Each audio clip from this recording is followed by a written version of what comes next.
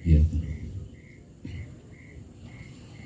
Alhamdulillah, Allahumma salli ala Sayyidina Muhammad wa ala ali Sayyidina Muhammad.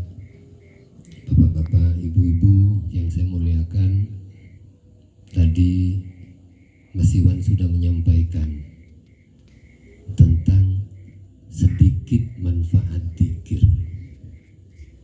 Selama ini kita tahu dan kita sudah berzikir, hanya permasalahannya kita tidak pernah menggali apa sih manfaat dzikir yang sebenarnya itu.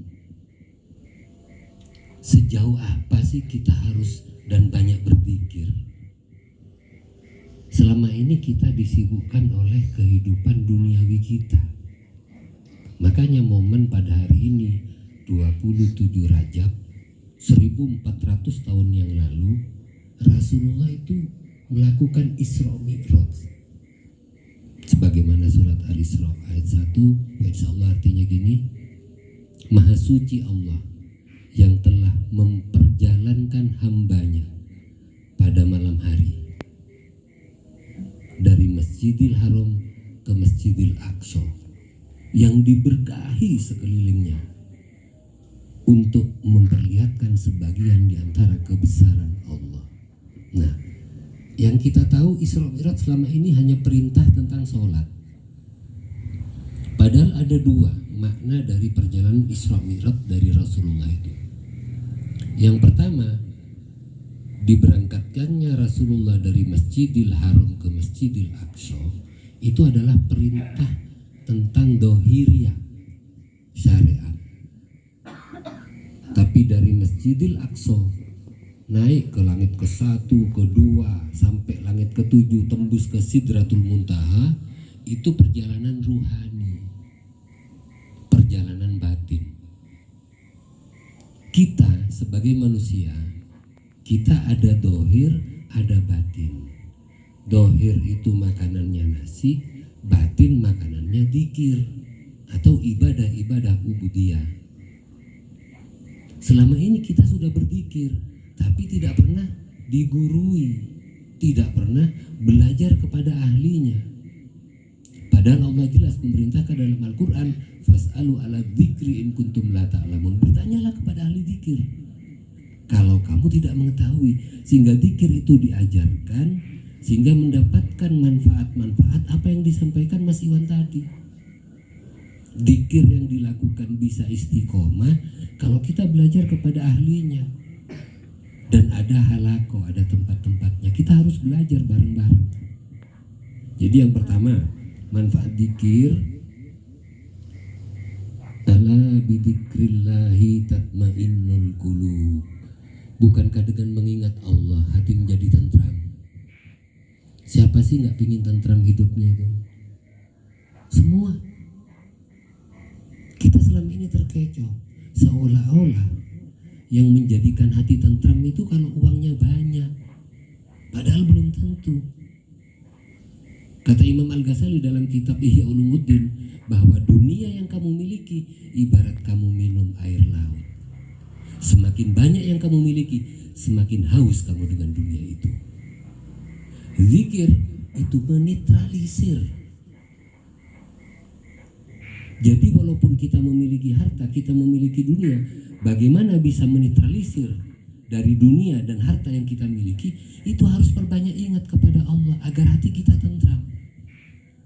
Semakin banyak harta kita, semakin takut miskin, semakin takut berkurang harta kita itu. Yang ada di hati kita selama ini yang perlu kita ketahui, ini isinya dunia dan seisinya yang ada dalam hati kita. Dzikir yang diajarkan oleh guru mursyid itu agar ismud dan Allah itu ada dalam hati kita. Makanya ketika wahai Muhammad, kalau mereka bertanya tentang aku, katakan bahwa aku lebih dekat daripada pembuluh darah dirimu. Nah, dzikir itu yang diajarkan nanti oleh Ustadz Sadili kepada jenengan itu agar kita dekat dengan Allah. Kalau dekat dengan Allah, yang pertama hati menjadi tentram. Tentram ini awal untuk meraih kebahagiaan. Nggak mungkin bisa bahagia kalau hatinya nggak tentram gitu. Zikir juga menghapus dosa-dosa kita. Laki-laki wanita yang berzikir, Allah menyediakan rahmat dan ampunan yang luas. Kalau istighfar itu masih meminta, memohon. Tapi kalau zikir itu otomatis Allah menyediakan. Itu bedanya. Nah, zikir yang nanti diajarkan itu nanti diistiqomahkan sehingga nanti membersihkan hati kita. Karena memang yang diperintahkan oleh Allah yang harus banyak itu cuma satu, zikir.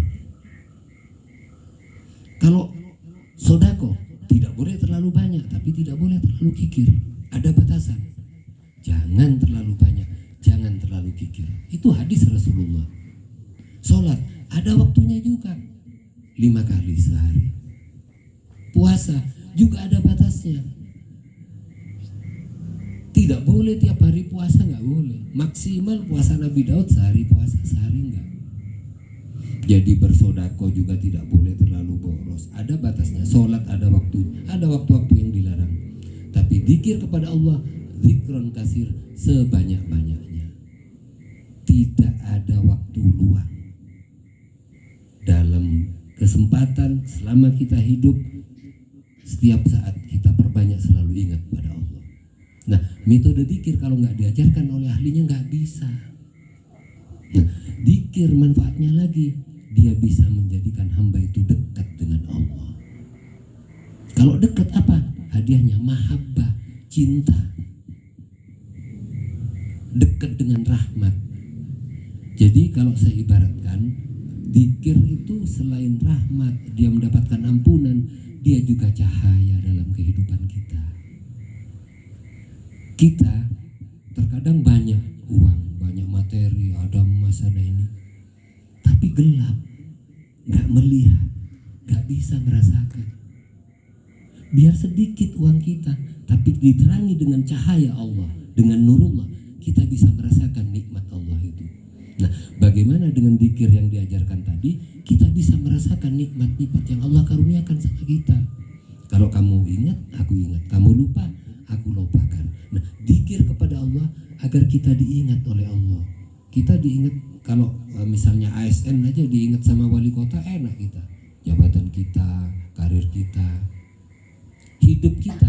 Kalau ingin diingat sama Allah, agar kita selalu mendapatkan rahmat-Nya Allah, kita perbanyak zikir. Tapi harus digurui. Kalau nggak digurui nggak bisa. Seperti tadi, zikir la ilaha illallah, jakai. Iya banyak. Karena fadilahnya juga banyak. Dari 70 tingkatan pahala yang tertinggi adalah mengucapkan kalimat thayyibah la ilaha illallah. Itu yang paling afdol. Jadi kenapa tahlil kita memperbanyak la ilaha? Kita yang cari paling afdol, yang paling utama. Afdalud dzikri fa'lam annahu la ilaha illallah. Jadi kalau ada perak, ada tembaga, ada emas, la ilaha illallah ini berlian. Itu yang kita ambil. Bahkan tadi Mas Iwan itu menyampaikan, sekali mengucapkan zikir la ilaha illallah secara benar, digurui, dia bisa menghapus 4.000 dosa besar. Bayangkan, hanya sekali mengucapkan. Kalau digurui dengan cara yang benar, yang sampai tembus ke dada kita. Kalau nggak digurui, hanya di lisan saja zikirnya itu, nggak tembus ke dalam dada. Yang kedua, satu peta langit, dan jika ada lafaz la ilaha illallah ditaruh di satu mizan, di mizan lainnya 7 peta langit dan bumi, masih lebih berat lafaz la ilaha illallah. Itu manfaatnya. Oleh karena itu, pada kesempatan ini nanti kalau Bapak Ibu berkenan, nanti insya Allah akan disampaikan oleh Ustadz Sadili bagaimana cara kita berzikir kepada Allah. Dan itu manfaatnya banyak.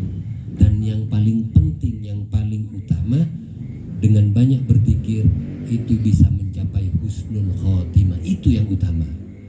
Karena nanti ketika kita nazar, itu yang hadir kebiasaan kita. Kalau kita cinta pada anak, maka yang hadir anakku, bojoku, hartaku. Kalau kita cinta pada berlian, ketika nasa, mana berlianku? Ayahnya teman saya mau nasa, mau meninggal, yang dicari sertifikat rumah. Itu bahayanya. Nah, mulai sekarang bagaimana kita mulai bangun tidur, digugah kolbu kita sehingga ingat kepada Allah. Sampai mau tidur kolbu kita dihidupkan sehingga ketika kita nasa maka kita ingat kepada Allah. Itu mungkin yang bisa saya sampaikan. Nanti bisa dilaksanakan habis ini pembelajaran zikir hanya 5 menit saja. Mudah-mudahan diberkahi oleh Allah dengan sahabat Rasulullah. Saya akhiri, wassalamualaikum warahmatullahi wabarakatuh.